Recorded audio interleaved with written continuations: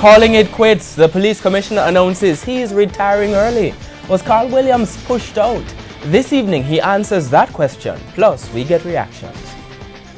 Good evening and thanks for joining us for Primetime News. A special welcome to viewers on onespotmedia.com. I'm Archibald Gordon. And I'm Doreen Samuels. Also this evening, Diagnosis. The Health Ministry explains what's next as it investigates the mystery illness of over 80 JDF trainees. Update, a senior cop calls for a review of the Domestic Violence Act. Clash, cop hurt as vendors and police face off in Maypen. Health first, a warning from the Education Minister as teachers bury a colleague.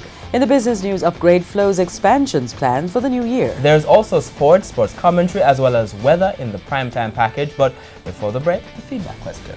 What is your reaction to the announcement that Commissioner of Police Dr. Carl Williams is to go on early retirement next year? Share comments online, facebook.com/Television Jamaica and tweet @Television Jam. Stay with us. Primetime News returns after this break.